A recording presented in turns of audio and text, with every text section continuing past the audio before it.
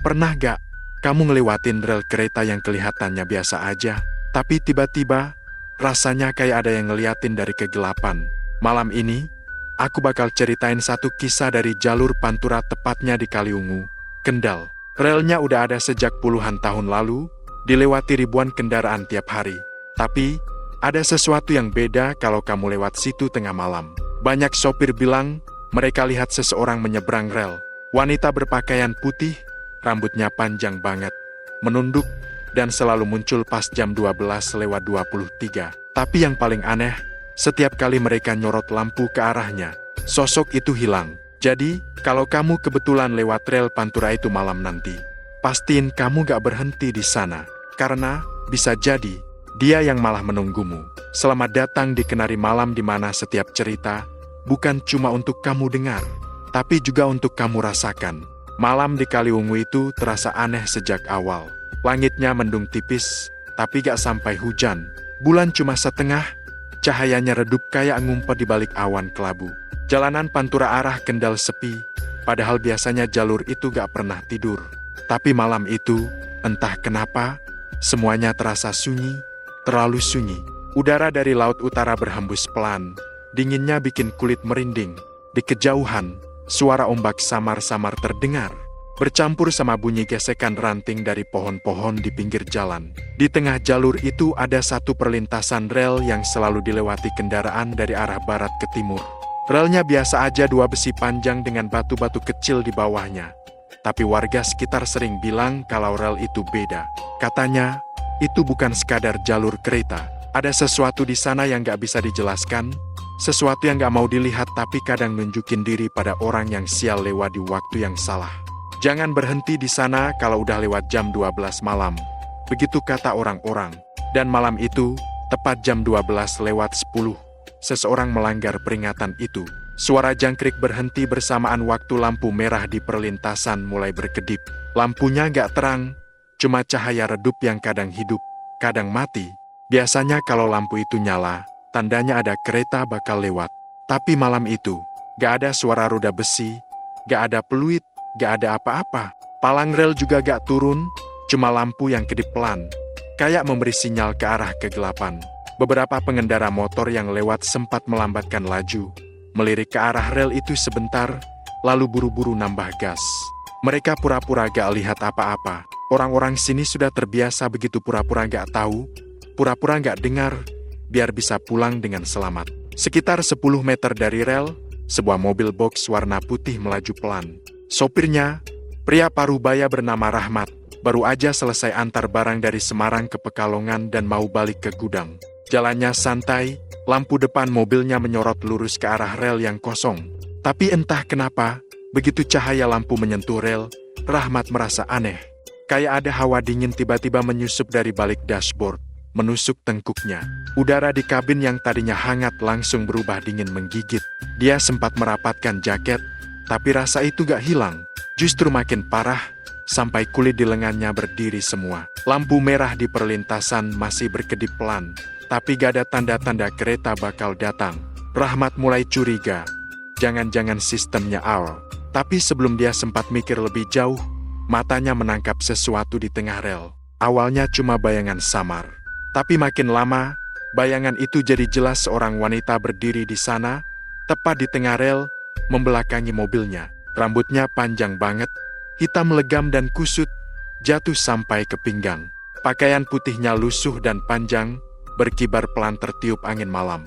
Dari posisi Rahmat, perempuan itu gak kelihatan bergerak sama sekali, cuma berdiri diam seperti patung. Rahmat otomatis injak rem. Ban mobil berdecit pelan di atas aspal. Mobil berhenti sekitar 5 meter sebelum rel. Matanya gak lepas dari sosok itu. Ya Allah, gumamnya pelan, antara kaget dan takut. Dia coba klakson sekali. Suaranya memecah kesunyian. Tapi perempuan itu gak bergeming, gak nengok, gak jalan, gak ngelakuin apapun. Cuma berdiri. Angin makin kencang, tapi anehnya daun-daun di sekitar situ gak bergerak. Yang bergerak justru rambut perempuan itu, kayak ditiup angin dari arah yang salah. Rahmat mulai gelisah. Dia coba nyalain lampu jauh, berharap bisa lihat wajahnya. Tapi begitu cahaya itu mengenai tubuh perempuan itu, sesuatu yang gak masuk akal terjadi. Tubuhnya pelan-pelan jadi tembus pandang. Dari ujung kaki ke atas, sosok itu kayak disapu angin. Dan dalam hitungan detik, hilang. Begitu aja, tanpa suara, tanpa bekas. Yang tersisa cuma rel kosong, dengan embun tipis yang menempel di besinya. Lampu merah di perlintasan masih berkedip pelan. Seolah gak ada yang aneh baru saja terjadi. Rahmat menatap rel itu lama. Matanya masih berusaha mencari-cari, takut kalau perempuan itu muncul lagi. Tapi gak ada apa-apa, hanya bayangan mobilnya sendiri yang terpantul di besi rel. Dengan napas berat, dia coba tenangkan diri. Mungkin cuma halusinasi, pikirnya. Tapi jantungnya gak mau tenang. Detaknya cepat banget, dan tangannya dingin kayak es. Akhirnya dia putuskan buat lanjut jalan. Dia tekan pedal gas pelan. Mobilnya mulai maju melewati rel itu. Begitu ban depan menyentuh rel pertama, ada suara kerak kecil, seperti besi dipukul. Rahmat berhenti sejenak, ngerasa ada getaran aneh di bawah mobil. Dia coba injak gas lagi, tapi getarannya makin terasa. Waduh, jangan-jangan besinya longgar, pikirnya. Tapi pas dia nengok ke kaca spion, darahnya langsung turun ke ujung kaki. Di belakang mobilnya, di tengah rel yang barusan dia lewati, ada sosok putih berdiri lagi. Masih perempuan yang sama, rambutnya menutupi wajah, tubuhnya sedikit membungkuk. Tapi kali ini, perempuan itu menghadap ke arah mobil, ke arah Rahmat. Dia refleks pencet gas kencang-kencangnya. Mobilnya melaju ngebut meninggalkan perlintasan itu. Tapi selama beberapa detik pertama, Rahmat bisa ngelihat dari kaca spion sosok itu masih berdiri di sana, gak bergerak, cuma memandangi arah mobil yang menjauh. Lampu merah di perlintasan berhenti berkedip, sunyi total. Gak ada suara apapun selain mesin mobil Rahmat yang meraung di jalan kosong itu. Beberapa kilometer kemudian, Rahmat berhenti di warung kopi yang masih buka di pinggir jalan. Tangannya gemetar waktu ambil gelas. Pemilik warung, seorang bapak tua, langsung sadar ada yang gak beres. "Kamu lewat rel Kaliungu ya?" tanyanya pelan. Rahmat cuma bisa ngangguk. Bapak itu menarik napas panjang, lalu bilang sesuatu yang bikin bulu kuduk Rahmat berdiri. "Kamu beruntung gak disamperin. Biasanya kalau dia udah ngelihat mata orangnya langsung, gak akan dibiarkan pulang dalam keadaan sadar." Rahmat gak ngerti maksudnya, tapi bapak itu lanjut cerita. Katanya, dulu banget ada kejadian tragis di rel itu. Seorang perempuan muda, pedagang pasar, tersambar kereta saat nyebrang waktu subuh. Jasadnya gak ketemu utuh. Bagian tubuhnya terpisah di antara batu-batu rel. Warga butuh waktu 2 hari buat nemuin potongan terakhirnya. Sejak malam itu, rel itu gak pernah benar-benar sepi. Kadang ada yang lihat sosok perempuan nyebrang pelan di tengah malam. Kadang cuma suara langkah kaki di atas batu kerikil. Tapi yang paling sering, cuma hawa dingin dan bau besi berkarat yang tiba-tiba muncul tanpa sebab. Rahmat ngerasa tengkuknya dingin lagi waktu dengar cerita itu. Ia tahu apa yang dilihatnya tadi bukan cuma bayangan atau halusinasi. Wajahnya pucat, matanya kosong menatap gelas kopi yang mulai dingin. Di luar warung, suara kereta malam akhirnya terdengar panjang, berat, dan menggema di udara. Tapi anehnya, setiap kali peluit itu berbunyi, Rahmat merasa jantungnya ikut berdetak makin cepat. Kayak tubuhnya mengingat sesuatu yang gak pengen dia ingat. Dia coba nyalain mobil lagi. Tapi tiba-tiba lampu depan mobilnya mati sendiri. Mesin nyala, tapi lampu padam. Bapak warung keluar, liatin dari jauh sambil manggil. "Udah, Mas, jangan balik lewat situ lagi malam ini." Tapi Rahmat gak bisa nunggu. Dia harus balik. Dia gak tahu kenapa, tapi ada rasa aneh di dadanya kayak seseorang manggil dari arah perlintasan itu. Kayak ada yang belum selesai. Waktu mobilnya jalan lagi, hujan mulai turun rintik-rintik. Jalanan licin, lampu jalan padam sebagian. Dari kaca depan, air hujan memantulkan cahaya merah kecil dari jauh. Rahmat kenal cahaya itu. Lampu perlintasan rel. Ia sadar, rutenya memang harus lewat situ lagi untuk sampai ke gudang. Tapi kali ini, saat dia dekati, suasananya jauh lebih gelap.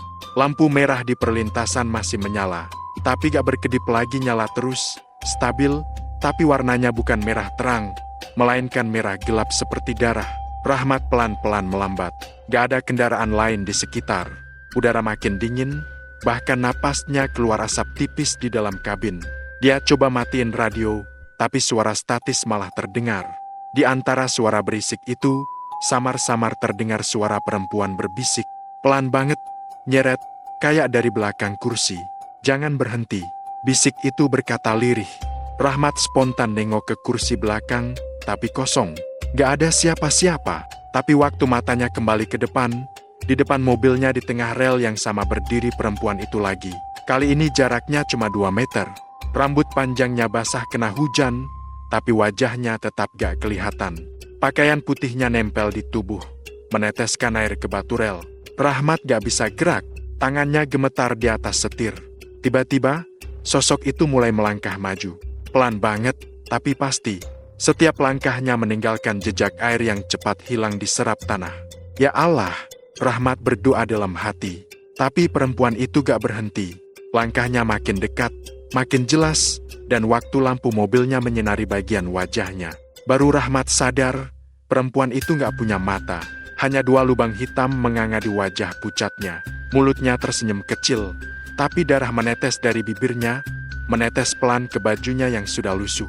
Rahmat menjerit spontan, injak gas sekuat tenaga. Mobilnya melaju menembus sosok itu dan saat itu juga, hawa dingin luar biasa memenuhi seluruh kabin.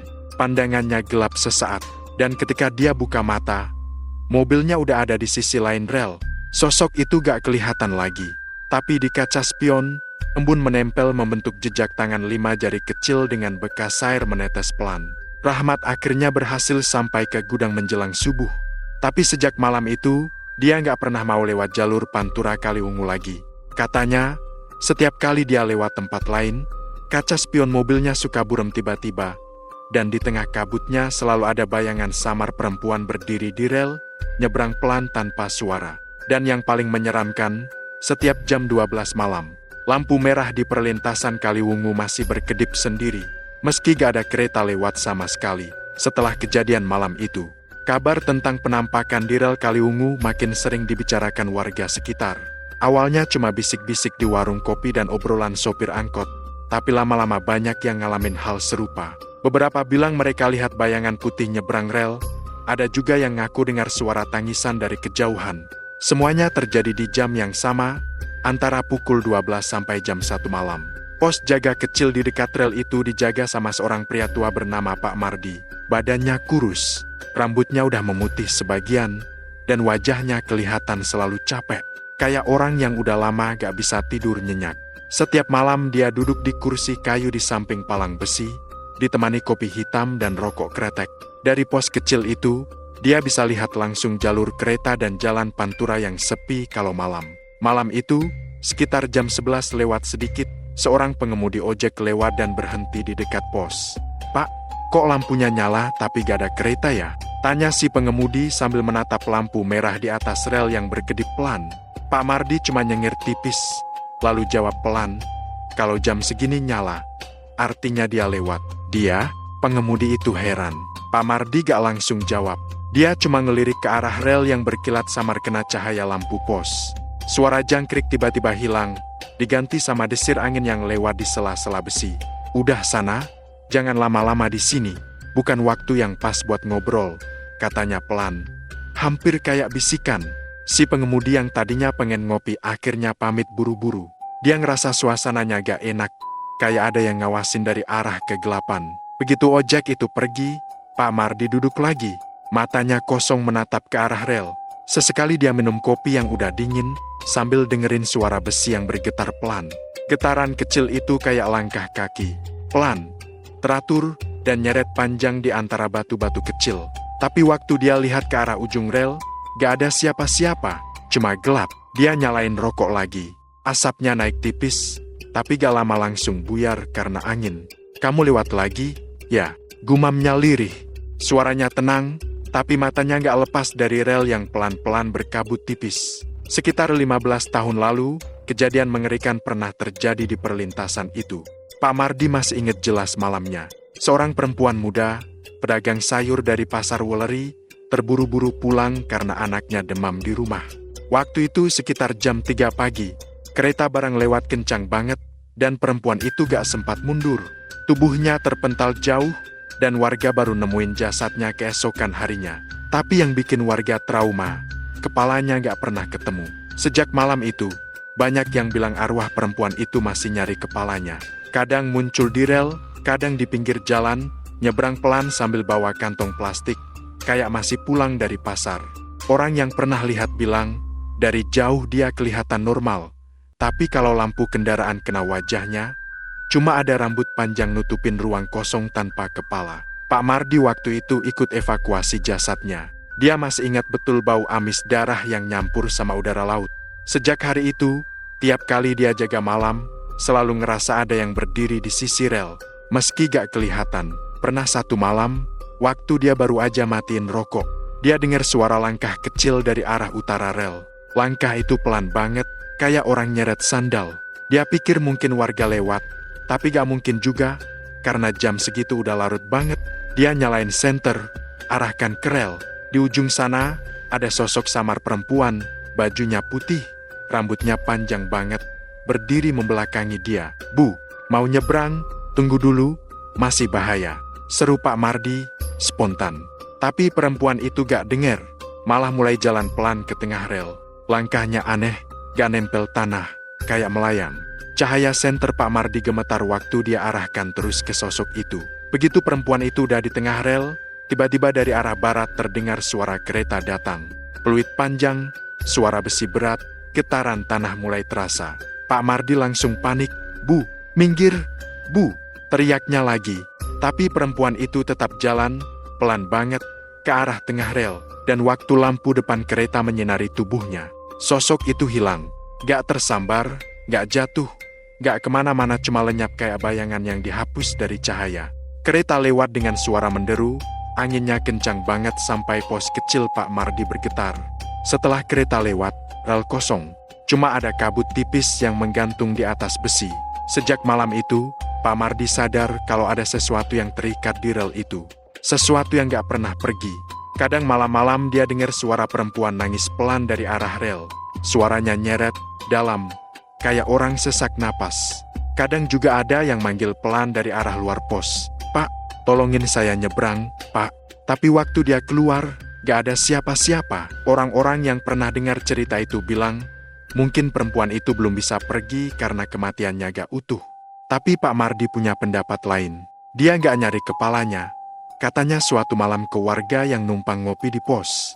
Dia nyari rumahnya. Warga itu kaget. "Maksudnya gimana, Pak?" Pak Mardi menatap kosong ke arah rel yang gelap. Dia dulu tinggal gak jauh dari sini. Tapi tanah rumahnya udah lama dijual buat bangun jalan baru. Mungkin arwahnya bingung, mau pulang, tapi rumahnya udah gak ada. Obrolan itu selalu bikin bulu kuduk berdiri. Karena beberapa orang bilang, waktu lewat situ tengah malam, suka lihat sosok perempuan berdiri di pinggir jalan sambil bawa kantong plastik. Tapi pas mobil lewat, dia malah nyebrang tiba-tiba, seolah mau ke arah yang sekarang jadi jalan aspal. Dan pas sorotan lampu mobil kena tubuhnya, sosok itu langsung hilang di udara. Pernah juga ada kejadian aneh waktu kereta malam jurusan Jakarta-Semarang lewat.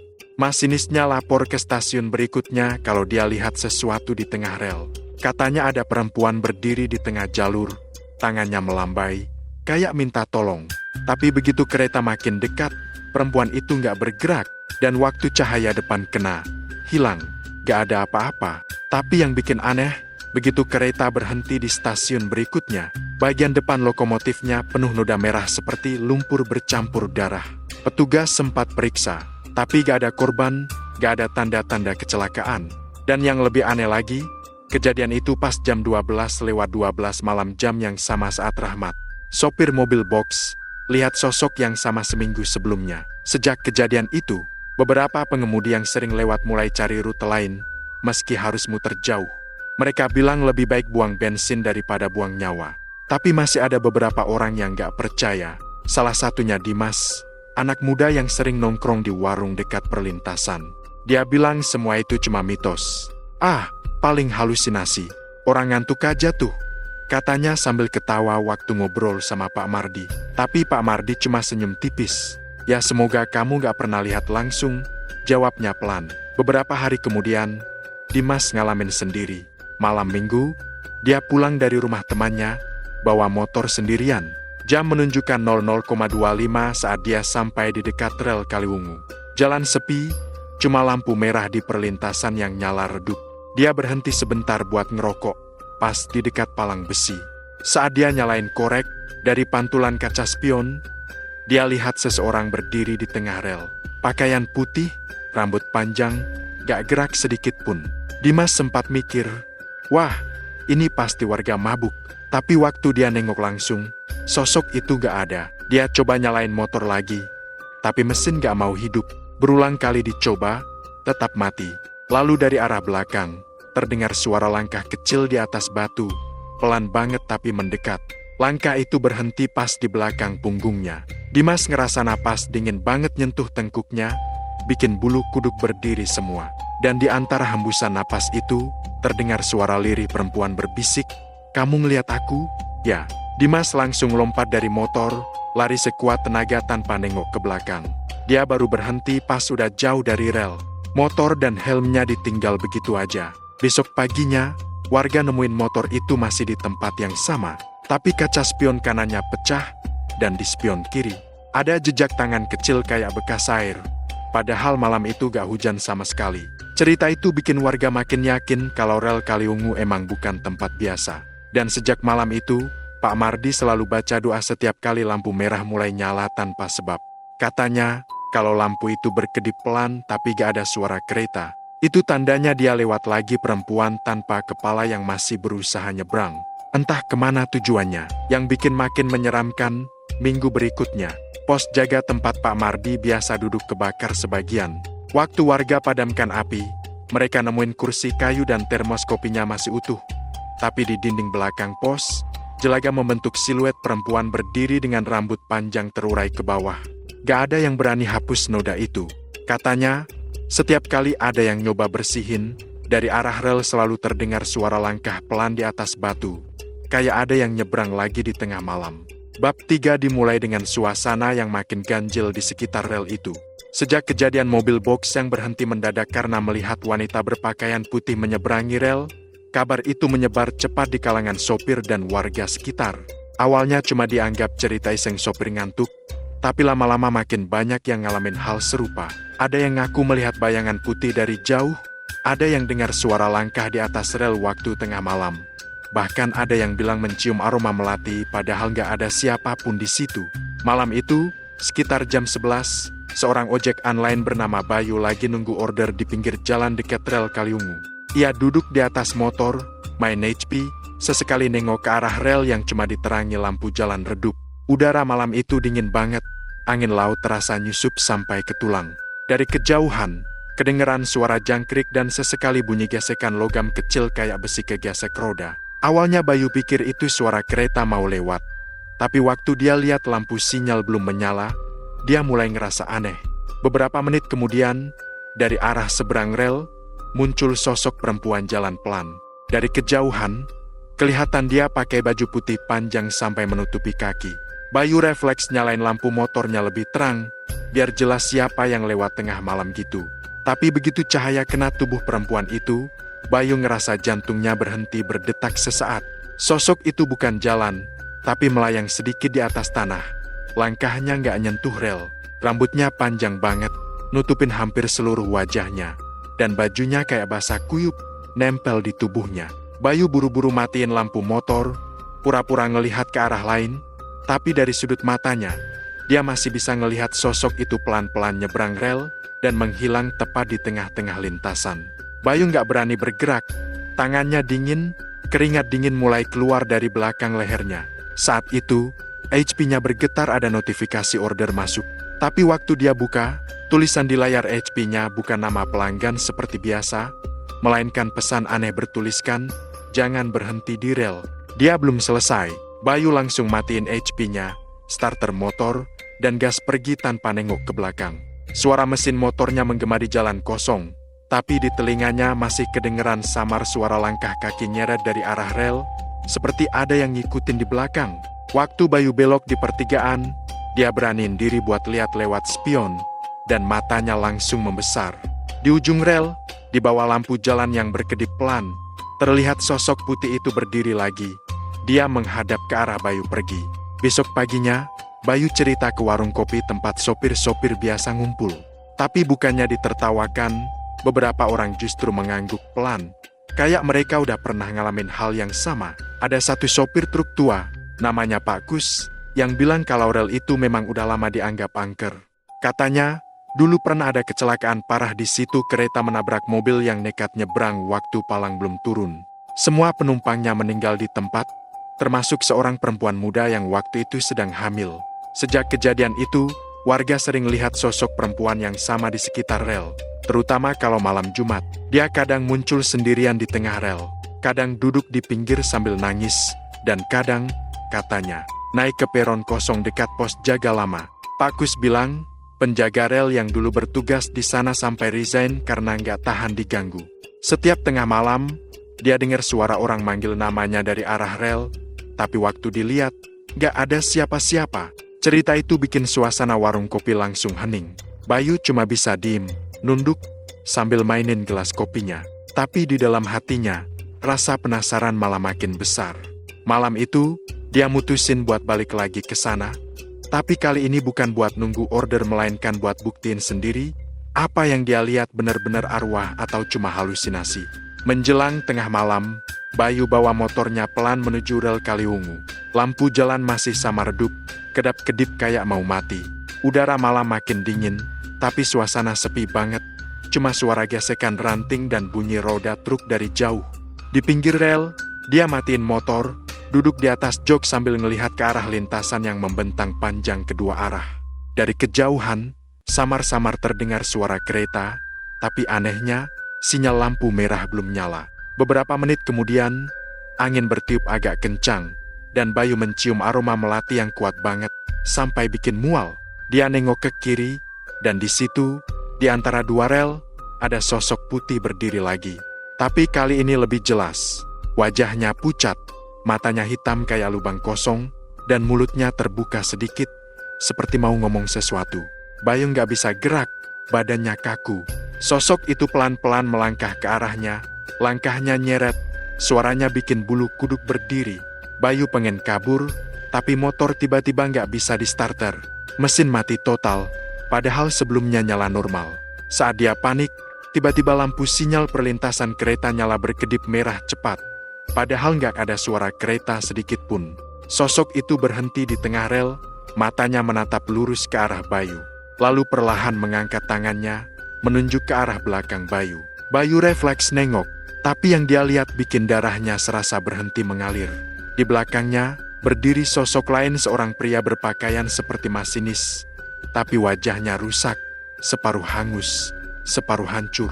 Sosok itu menatap Bayu tanpa ekspresi, lalu jalan pelan ke arah rel. Dalam sekejap, kedua sosok itu menghilang bersamaan, dan lampu sinyal berhenti berkedip.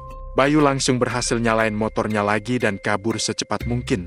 Tapi waktu sampai di ujung jalan, dia sempat lihat jam di ponselnya 03.15 dini hari. Dan anehnya, sinyal HP-nya hilang total sampai pagi. Sejak malam itu, Bayu nggak pernah mau nunggu order di sekitar rel Kaliwungu lagi. Tapi di dalam hatinya, ada perasaan bahwa arwah di rel itu belum tenang, seolah menunggu seseorang buat menyampaikan sesuatu yang belum selesai. Namun, yang bikin makin menyeramkan, beberapa hari kemudian, ada kabar baru. Salah satu warga yang lewat rel itu ngeliat motor Bayu diparkir sendirian di pinggir rel tengah malam, padahal Bayu sendiri lagi di rumah tidur. Waktu dicek pagi-pagi, motor itu nggak ada di situ, dan jejak ban di tanah seolah-olah hilang begitu aja. Warga mulai percaya kalau arwah di rel itu mungkin bukan cuma satu, dan mereka mulai aktif lagi setiap malam Jumat. Malam itu, udara Kaliwungu terasa lebih dingin dari biasanya. Angin dari arah laut meniup dedaunan, menimbulkan suara gemerisik halus yang entah kenapa justru terdengar menakutkan. Di atas rel Pantura yang membentang panjang itu, kabut tipis mulai turun, menutupi sebagian pandangan. Lampu jalan yang sudah redup dari sore, kini makin sering berkedip, seolah sedang kehabisan tenaga. Semua terasa aneh, sunyi, dan berat, seperti ada sesuatu yang sedang memperhatikan dari kejauhan. Sejak cerita Bayu menyebar, warga jadi makin jarang lewat rel itu malam-malam. Bahkan tukang ojek online, sopir truk, dan pedagang keliling memilih muter jauh daripada harus nyebrang di situ. Tapi anehnya, justru makin sepi, makin sering terdengar suara-suara aneh dari arah rel. Ada yang bilang dengar suara langkah kaki, Ada juga yang bilang lihat bayangan putih melintas. Tapi kalau didekati, hilang begitu saja. Salah satu warga, Pak Tono, seorang penjaga warung kopi di pinggir jalan dekat rel, awalnya nggak percaya. Tapi malam itu, sekitar jam 12 lewat, dia jadi saksi langsung hal yang bikin rambut di tengkuknya berdiri. Warungnya udah hampir tutup, tinggal beberapa gelas kotor yang belum dicuci. Dari tempat duduknya, dia bisa lihat jelas rel di seberang jalan. Di tengah kabut, ada sosok berdiri di atas rel, diam, gak bergerak sama sekali. Awalnya dia pikir itu orang yang mau nyebrang, tapi lama-lama kok gak jalan-jalan juga. Lampu jalan di atas rel itu mulai ngedip lagi, berkedip cepat, bikin bayangan sosok itu kelihatan makin samar. Lalu terdengar bunyi ting, ting, ting, dari palang perlintasan yang mulai menutup. Biasanya kalau itu berbunyi, sebentar lagi pasti ada kereta lewat. Tapi malam itu, gak ada suara roda besi, gak ada bunyi klakson panjang dari arah utara. Hening banget, tapi suara bel peringatan terus bunyi, makin lama makin nyaring. Pak Tono berdiri, matanya gak lepas dari sosok itu. Tapi beberapa detik kemudian, sosok itu mulai bergerak pelan. Jalannya nyeret, langkahnya berat, dan gaunnya yang tampak putih di bawah cahaya redup terlihat kotor, penuh lumpur dan noda gelap di bagian bawahnya. Rambutnya panjang banget, berantakan, dan menutupi seluruh wajahnya. Waktu dia nyebrang rel, Pak Tono sadar satu hal yang bikin tubuhnya gemetar. Kakinya nggak menyentuh tanah sama sekali. Dia melayang beberapa sentimeter di atas rel, seolah-olah udara yang menopangnya. Pak Tono buru-buru mematikan lampu warung dan menutup pintu rapat-rapat. Tapi dari dalam, dia masih bisa dengar suara langkah yang nyeret di depan warungnya. Pelan, tapi jelas. Kayak seseorang yang jalan dengan kaki berat. Dan di antara suara langkah itu, ada aroma melati yang tiba-tiba menyeruak kuat banget. Bau itu bikin perutnya mual, tapi juga anehnya, bikin bulu kuduknya berdiri. Dia nekat ngintip dari celah jendela, dan jantungnya hampir copot waktu ngelihat sosok itu berhenti tepat di depan warungnya. Wajahnya gak jelas, tapi dari bayangan cahaya lampu jalan yang berkedip, Pak Tono bisa lihat matanya kosong, hitam, kayak dua lubang gelap yang dalam banget. Sosok itu menatap ke arah warung, lama banget, sebelum akhirnya berbalik dan berjalan lagi ke arah rel. Tapi anehnya, begitu melangkah ke tengah rel, tubuhnya perlahan memudar, dan hilang begitu aja di tengah kabut. Sejak malam itu, Pak Tono gak pernah lagi buka warung sampai larut. Dia cerita ke beberapa warga, dan banyak yang percaya, karena mereka juga pernah ngalamin hal serupa. Tapi ada satu orang yang justru tertarik mendengarnya, seorang konten kreator bernama Aldi yang sering bikin video eksplorasi tempat angker. Dia dengar kabar itu dari salah satu temennya, lalu mutusin buat datang langsung ke lokasi.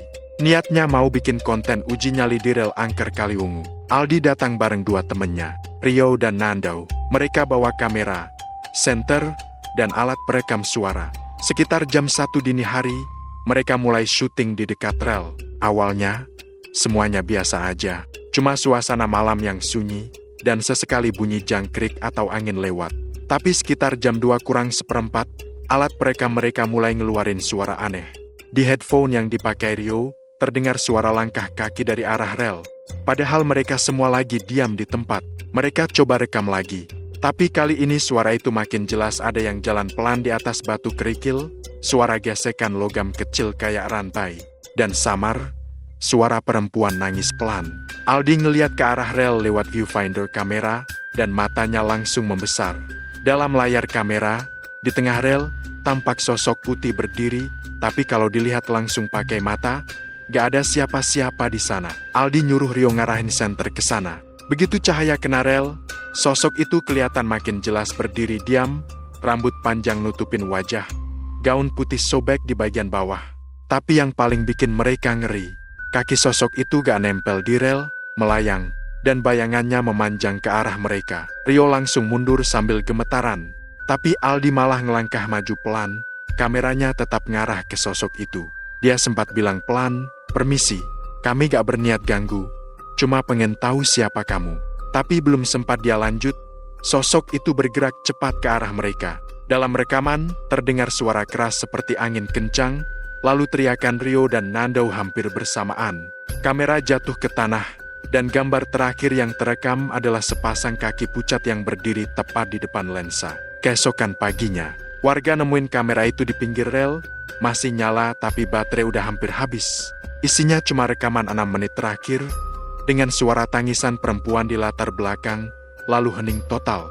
Gak ada tanda-tanda Aldi dan 2 temannya di sekitar situ.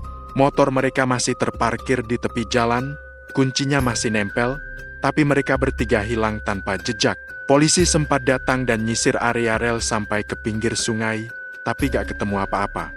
Hanya di tengah rel, tepat di tempat kamera ditemukan, ada bekas lumpur berbentuk jejak kaki kecil tapi cuma satu arah, menuju ke tengah rel, dan berhenti begitu saja di antara besi lintasan.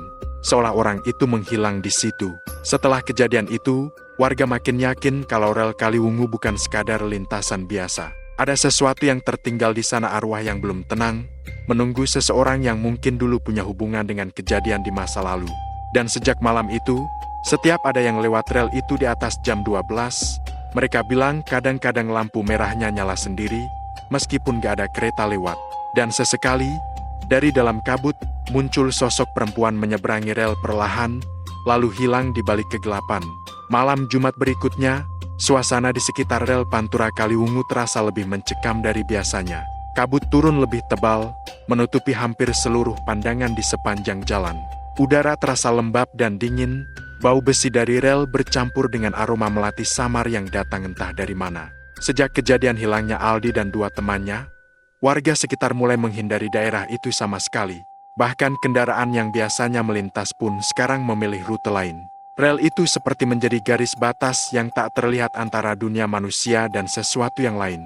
Sore sebelumnya, Bayu ojek online yang dulu pernah melihat penampakan itu mendapat kabar dari grup WhatsApp warga. Ada orang yang menemukan sebuah dompet di sekitar rel, katanya milik salah satu anak yang hilang, si Nando. Di dalamnya cuma ada KTP, uang 100 ribuan yang basah setengah, dan sehelai foto lama. Foto itu memperlihatkan 3 orang, 2 laki-laki dan 1 perempuan berambut panjang mengenakan baju putih. Yang bikin Bayu merinding, perempuan di foto itu bukan salah satu dari mereka bertiga dan wajahnya mirip banget dengan sosok yang ia lihat di rel beberapa minggu lalu. Bayu yang awalnya berusaha lupa soal kejadian itu jadi gelisah lagi. Malam itu, dia gak bisa tidur. Setiap kali merem, bayangan wanita itu muncul terus. Matanya kosong, rambutnya basah, dan selalu berdiri di tengah rel, melambai pelan ke arahnya. Akhirnya, sekitar jam setengah 12 malam, dia nekat keluar rumah. Di pikirannya cuma satu, dia harus tahu kebenarannya. Apakah wanita itu memang arwah yang gentayangan, atau ada hal lain yang belum terungkap. Dia naik motor, tapi kali ini gak langsung ke arah rel. Dia mampir dulu ke rumah Pak Kus, sopir truk tua yang dulu pernah cerita soal kecelakaan di rel itu. Rumah Pak Kus kecil, di pinggir jalan, tapi lampunya terang dan di depannya tergantung dupa yang masih menyala. Begitu Bayu datang, Pak Kus langsung tahu arah pembicaraannya. Ia menarik napas panjang, lalu bilang pelan, "Nak, kalau kamu masih mikirin soal rel itu, lebih baik jangan ke sana lagi. Ada hal yang gak bisa dijelaskan manusia." Tapi Bayu tetap memaksa. Akhirnya, dengan suara lirih, Pak Kus mulai cerita sesuatu yang belum pernah ia ungkapkan ke siapapun. Malam kecelakaan itu terjadi belasan tahun lalu. Dia adalah salah satu saksi pertama yang datang ke lokasi. Mobil yang ditabrak kereta itu ringsek parah, dan cuma 2 jenazah yang ditemukan utuh. Sopir dan seorang pria di kursi depan. Tapi warga yakin di mobil itu ada 1 orang lagi, seorang perempuan muda hamil 7 bulan yang waktu itu duduk di kursi belakang. Anehnya, jenazah perempuan itu gak pernah ditemukan. Entah kemana perginya, padahal pintu belakang mobil masih terkunci rapat. Sejak hari itu, warga mulai diganggu penampakan perempuan bergaun putih di sekitar rel. Dan setiap kali muncul, aroma melati selalu tercium kuat banget. Ada yang bilang, itu arwah perempuan yang gak bisa tenang karena bayinya juga ikut meninggal. Tapi ada juga yang percaya, perempuan itu bukan korban, melainkan sesuatu yang dibangunkan akibat kecelakaan itu, entitas yang marah karena tempatnya terganggu. Bayu diam, pikirannya kalut. Ia merasa, kalau perempuan itu memang arwah korban, maka dia cuma butuh ditemukan. Dan kalau memang begitu, mungkin itu sebabnya dia terus muncul ingin seseorang menolongnya. Akhirnya, meski Pak Kus melarang, Bayu tetap berangkat ke rel itu lagi malam itu juga. Waktu sampai di sana, jam udah menunjukkan pukul 12:20. Kabut makin tebal, dan suasana benar-benar sunyi. Lampu merah sinyal di perlintasan mati, tapi palang kayunya bergerak pelan, seperti tertiup angin padahal udara sama sekali gak berhembus. Bayu berhenti di tepi jalan, menatap ke arah rel yang terbentang panjang kedua sisi. Batu kerikil di sekitar situ masih basah, mungkin karena embun, tapi ada jejak kaki samar menuju ke tengah rel, jejak kecil, seperti langkah perempuan. Dia matiin motornya, bawa senter, dan jalan pelan. Setiap langkah menimbulkan suara krak-krak di antara batu kerikil. Bayu merasa dadanya sesak, tapi juga penasaran. Saat sampai di tengah rel, tiba-tiba terdengar bunyi logam bergetar, seperti suara roda kereta dari jauh. Tapi waktu dia nengok, gak ada cahaya lampu lokomotif sama sekali. Suaranya makin dekat, tapi udara tetap diam, gak ada angin yang lewat. Tiba-tiba, aroma melati itu muncul lagi. Kali ini lebih kuat dari sebelumnya. Bayu berhenti melangkah. Napasnya berat. Senter di tangannya mulai bergetar karena telapak tangannya berkeringat. Dan dari ujung rel, muncul cahaya redup, bukan cahaya kereta, tapi seperti bayangan putih yang bergerak pelan. Semakin dekat, bentuknya makin jelas. Wanita berambut panjang. Wajahnya pucat. Matanya kosong. Dan bajunya lusuh. Di perutnya terlihat benjolan samar, seperti orang yang sedang hamil. Bayu mundur satu langkah, tapi sosok itu terus mendekat. Suaranya lirih, nyaris kayak bisikan. "Tolong," katanya pelan. Suaranya serak dan berat. "Anak saya." Bayu terdiam. Tenggorokannya kering, tapi dari dalam dirinya muncul rasa iba yang aneh, bercampur takut. Ia berusaha ngomong, Kamu mau aku bantu apa?" Tapi sebelum sempat selesai, wajah wanita itu tiba-tiba berubah. Matanya mendelik lebar, mulutnya menganga, dan dari dalam mulutnya keluar suara jeritan panjang yang menggema di seluruh rel. Senter di tangan Bayu mati seketika, dan semua jadi gelap total. Bayu jatuh terduduk di antara rel, panik, berusaha nyalain senter lagi tapi gak bisa. Dari arah kanan terdengar langkah kaki cepat mendekat, tapi bukan cuma satu seperti banyak orang berjalan bersamaan. Dalam gelap, Bayu bisa lihat bayangan samar beberapa sosok lain, tubuh-tubuh pucat yang muncul dari kabut. Mereka semua mengarah ke satu titik ke tengah rel tempat wanita itu berdiri. Suara tangisan bergema, bercampur suara logam berderak, seperti kereta yang lewat di kejauhan. Dan saat itu, dari kejauhan, muncul cahaya terang.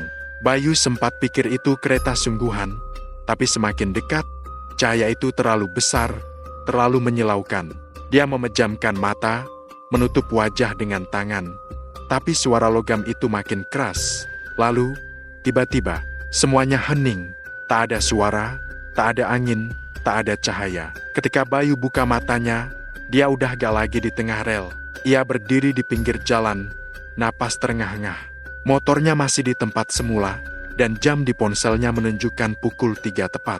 Tapi yang bikin dia merinding, di atas jok motornya tergeletak sesuatu foto yang sama dengan yang ada di dompet Nando, tapi kali ini tanpa dua laki-laki di dalamnya. Hanya perempuan bergaun putih yang tersisa, dan di bawahnya tertulis tulisan samar seperti goresan kuku, "Terima kasih sudah menemukanku." Bayu cuma bisa gemetar sambil melangkah mundur. Tapi saat ia menoleh sekali lagi ke arah rel, di balik kabut yang mulai menipis, dia melihat sosok wanita itu berdiri jauh di sana. Kali ini, wajahnya tidak lagi menyeramkan. Ia tersenyum tipis, lalu berbalik dan berjalan pelan ke tengah rel sampai akhirnya menghilang perlahan, bersama aroma melati yang tersisa di udara malam itu. Namun, sejak malam itu, sesuatu berubah di rel Kaliwungu. Lampu merah perlintasan yang dulu sering nyala sendiri kini gak pernah berkedip lagi. Tapi setiap malam Jumat, warga yang melintas pelan-pelan masih bisa mencium bau melati samar, dan kadang ada bayangan putih melintas di kejauhan, seolah masih menjaga sesuatu yang tak terlihat. Malam itu, hujan turun tipis di Kaliwungu. Gerimis kecil menetes di atas rel Pantura yang gelap dan sepi, memantulkan cahaya lampu jalan yang temaram. Suara tetesan air berpadu dengan gemerisik daun dan desir angin laut yang lembut tapi menimbulkan rasa ngeri. Sejak kejadian yang menimpa Bayu, kabar tentang rel kereta itu menyebar semakin luas. Bukan cuma warga sekitar yang tahu, tapi juga orang-orang dari luar kota. Ada yang datang buat sekadar lihat, ada yang niat bikin konten horor, bahkan ada yang datang dengan alasan aneh katanya pengen merasakan energi dari tempat itu. Namun, dari semua orang yang datang, Hanya sedikit yang berani benar-benar bertahan sampai tengah malam. Karena setiap kali jam menunjuk pukul 12 lewat, sesuatu selalu terjadi. Kadang terdengar suara langkah kaki di atas rel, kadang terdengar tangisan dari arah utara, dan kadang muncul bau melati yang begitu kuat seolah seseorang berdiri di dekatmu. Padahal jalanan kosong. Malam itu, rel tampak biasa saja di mata orang awam. Tapi buat mereka yang peka, suasananya berbeda. Di bawah jembatan kecil tak jauh dari rel, air kali kecil mengalir pelan, tapi warnanya hitam pekat, dan di permukaannya kadang muncul gelembung kecil tanpa sebab. Seorang petugas jaga malam bernama Darto sedang bertugas di pos dekat rel. Ia baru ditugaskan beberapa minggu setelah insiden Bayu. Darto orangnya keras kepala, gak percaya hal-hal mistis. Tapi dia tahu, di tempat ini, banyak cerita yang gak bisa dijelaskan dengan logika. Awalnya, dia pikir itu cuma omongan warga biar tempat itu gak dikunjungi orang sembarangan. Tapi malam itu, pikirannya berubah total. Sekitar jam 12 lewat 10, lampu sinyal tiba-tiba hidup sendiri. Merah berkedip pelan, padahal jadwal kereta terakhir sudah lewat sejak jam 11. Darto yang lagi ngopi sempat berpikir mungkin ada gangguan teknis. Jadi dia keluar dari pos, bawa senter, dan jalan ke arah rel. Hujan masih rintik, angin dingin menampar wajahnya. Begitu dia sampai di tengah lintasan, suasana mendadak berubah. Sunyi, sama sekali gak ada suara, bahkan jangkrik pun diam. Darto menyinari sisi kanan rel, lalu kiri. Gak ada apa-apa, tapi waktu dia menunduk, dia lihat bekas jejak kaki kecil yang basah di atas batu kerikil. Bukan jejak sepatu, tapi telanjang, dan jejaknya cuma satu arah menuju tengah rel. Darto ngerasa aneh, apalagi waktu dia sadar bahwa hujan harusnya udah menghapus jejak itu. Tapi ini masih jelas banget. Dia ikutin jejak itu pelan, tapi baru beberapa langkah, aroma melati langsung menyeruak dari arah depan. Semakin dia jalan, semakin kuat baunya, sampai bikin tenggorokannya sesak. Lalu, samar-samar dari kejauhan, terdengar suara perempuan nyanyi dengan nada lirih. Lagu itu terdengar pelan dan lambat, seperti nyanyian pengantar tidur, tapi suaranya bergetar, seperti berasal dari tenggorokan yang penuh air. Darto berhenti, senter di tangannya menyorot ke depan, dan di sana, di tengah rel, ada sosok berdiri. Wanita dengan gaun putih panjang, rambut panjang basah, dan kepala sedikit menunduk. Wajahnya gak kelihatan karena tertutup rambut. Tapi yang bikin Darto hampir jatuh adalah waktu dia lihat perut wanita itu ada bekas darah kering, dan tangannya memegang sesuatu yang kecil, seperti kain pembungkus bayi. Darto ingin mundur, tapi kakinya gak bisa digerakkan. Badannya kaku, dan senter di tangannya mulai berkedip. Wanita itu berhenti bernyanyi, lalu menengok perlahan ke arah Darto. Gerakannya lambat, tapi setiap detiknya terasa panjang dan menyakitkan. Waktu wajahnya terlihat setengah, Darto bisa lihat matanya hitam pekat, kosong, dan dari matanya menetes air seperti darah. "Tolong carikan anak saya." Suara itu muncul, pelan tapi menusuk, seperti langsung berbicara di dalam kepala Darto. Dia ketinggalan. Waktu kereta itu lewat, Darto gemetar, berusaha bicara, tapi mulutnya gak bisa mengeluarkan suara. Lalu tiba-tiba, dari arah utara, terdengar suara kereta. Bukan pelan, tapi keras, semakin lama semakin dekat. Padahal seharusnya gak ada jadwal kereta malam itu. Sinyal merah mulai berkedip cepat, palang perlintasan turun sendiri dengan bunyi krik. Krik, keras. Darto panik, tapi sosok itu gak bergerak, masih berdiri di tengah rel sambil menatap ke arahnya. Cahaya besar mulai terlihat dari jauh lampu depan lokomotif. Tapi anehnya, tak ada suara klakson panjang seperti biasanya, hanya deru besi yang memekakan telinga. Darto ingin berteriak, tapi tubuhnya masih kaku. Dalam sekejap, cahaya kereta itu sudah di depan mata. Ia menutup wajah dengan tangan, tapi begitu cahaya itu lewat, semuanya hening. Darto membuka matanya. Sosok wanita itu sudah gak ada, rel kembali gelap, dan hujan berhenti. Tapi anehnya, rel terasa hangat di bawah kakinya, seolah baru saja dilewati kereta sungguhan. Ia menengok ke belakang, berharap melihat ekor gerbong, tapi jalanan kosong total. Gak ada apa-apa. Nafasnya tersengal. Ia buru-buru lari balik ke pos jaga, tapi sebelum sampai, dia melihat sesuatu di dekat tiang sinyal. Sepotong kain putih kecil tergeletak di tanah, basah kuyup tapi gak kotor sama sekali. Waktu diambil, Kain itu ternyata selimut bayi. Di salah satu sudutnya tertulis huruf kecil seperti jahitan lama, A.N. Darto langsung simpan kain itu di dalam tas, niatnya mau lapor ke kantor besok pagi. Tapi malam itu, sebelum matahari terbit, sesuatu terjadi. Beberapa warga yang tinggal di dekat rel ngaku mendengar suara bayi menangis dari arah pos jaga, padahal pos itu kosong. Tangisnya panjang, pelan, seperti suara dari jauh, tapi terdengar jelas sepanjang malam. Keesokan paginya, Darto nggak pernah muncul di rumahnya lagi. Rekan jaga yang datang ke pos cuma menemukan secangkir kopi yang masih hangat di meja, senter yang jatuh di lantai, dan kain putih kecil yang tergantung di pegangan pintu pos basah kuyup dengan noda merah di ujungnya. Setelah kejadian itu, warga benar-benar takut. Banyak yang bilang, arwah perempuan itu akhirnya menemukan anaknya lewat Darto. Tapi ada juga yang bilang, bukan menemukan melainkan menggantikan. Karena sejak malam itu, setiap kali kereta lewat menjelang dini hari, beberapa penumpang yang duduk dekat jendela mengaku melihat seseorang berdiri di pinggir rel, seorang pria mengenakan seragam penjaga, dengan wajah pucat dan mata kosong, menggendong sesuatu kecil yang dibungkus kain putih. Dan di sampingnya, ada wanita bergaun putih yang memegang tangannya sambil tersenyum samar. Dan anehnya, kereta yang melintas di jalur itu kadang terasa sedikit melambat setiap sampai di titik itu seolah menghormati seseorang yang tak terlihat. Fajar mulai naik perlahan di ufuk timur Kaliwungu. Sisa hujan semalam masih menempel di dedaunan, menetes pelan ke tanah becek di sekitar rel. Embun tebal menggantung di udara, dan di antara kabut itu, rel Pantura tampak berkilau samar. Seolah tak ada apa-apa yang terjadi malam sebelumnya. Tak ada sosok wanita berpakaian putih, tak ada tangisan bayi, tak ada penjaga rel yang menghilang tanpa jejak. Tapi bagi warga sekitar, mereka tahu, tempat itu sudah berubah. Beberapa hari setelah kejadian hilangnya Darto, suasana di sekitar rel jadi makin mencekam. Orang-orang mulai enggan lewat jalur itu kalau malam. Bahkan siang hari pun, sebagian masih memilih muter lewat jalan lain. Ada sesuatu yang gak beres di sana, bukan cuma perasaan takut, tapi juga perasaan diawasi. Banyak warga bilang, kadang mereka lihat bayangan orang berdiri di tengah rel dari kejauhan. Tapi begitu didekati, bayangan itu hilang begitu aja, meninggalkan aroma melati yang samar di udara. Suatu sore, seorang anak SMA bernama Taufik yang biasa lewat rel itu sepulang sekolah, berhenti sebentar buat ngambil foto langit sore. Dari kameranya, pemandangannya bagus banget, langit oranye keemasan dengan bayangan rel yang memanjang. Tapi waktu dia lihat hasil fotonya, jantungnya langsung berdegup keras. Di ujung rel, tepat di belakang dirinya, tampak siluet seorang wanita bergaun putih sedang menunduk.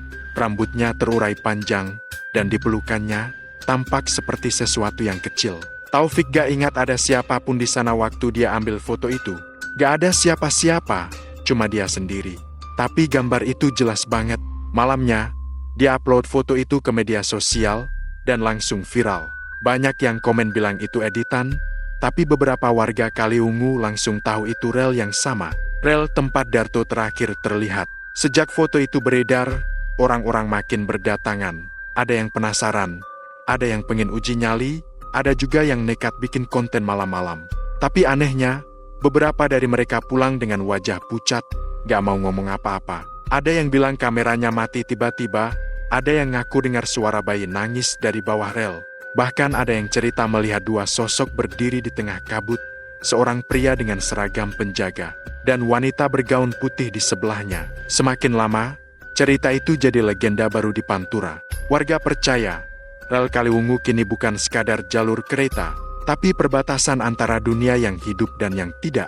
Beberapa masinis yang lewat jalur itu bahkan pernah melapor ke pusat bahwa mereka melihat bayangan seseorang berdiri di rel pada tengah malam. Tapi waktu diperiksa, jalurnya kosong.